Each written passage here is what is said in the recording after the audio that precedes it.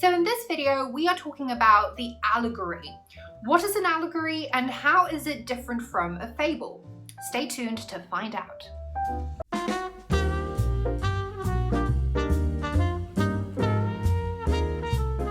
Let's establish why it's so important to know what an allegory is. And there's two reasons.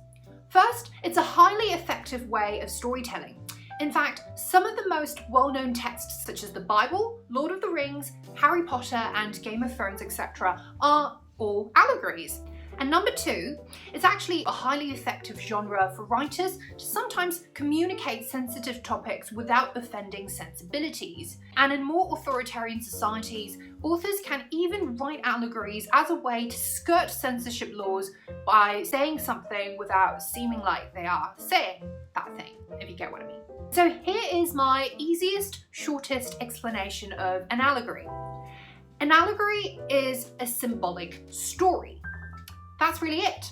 And when I say story, by the way, I'm referring to any creative form of expression, whether verbal or visual.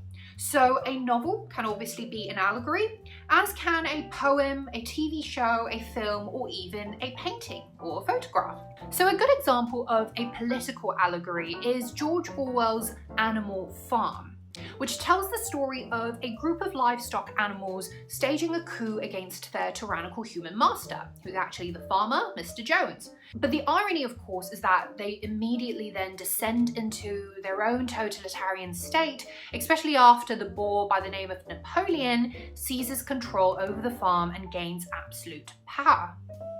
Now, when Orwell wrote Animal Farm during the Second World War, he intended for this to be a symbolic critique of Stalinism and fascism, authoritarian modes of governance that were adopted in countries like the Soviet Union and parts of Europe in the early to mid 20th century. And what about fables? Now, growing up, some of us might have read a collection of stories called Aesop's Fables, which is a group of anthropomorphic tales that teach us simple but clear moral lessons.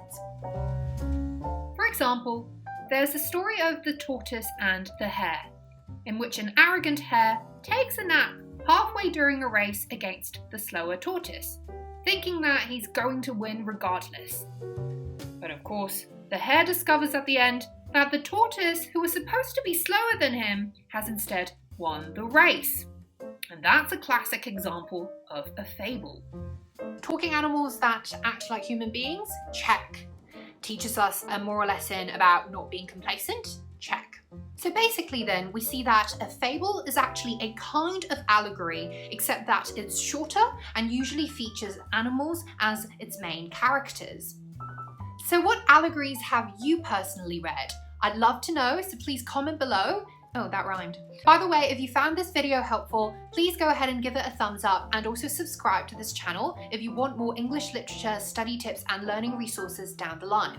If you want a detailed analysis on how allegories work in fiction, go ahead and check out my blog post, which I'll link in the video description below, and there you'll see my comparison between George Orwell's Animal Farm and another novel called Oranges Are Not the Only Fruit by Jeanette Winterson, which is a fantastic coming-of-age novel that some of you might even be studying for your GCSEs or A-levels. So I'll see you guys in the next video.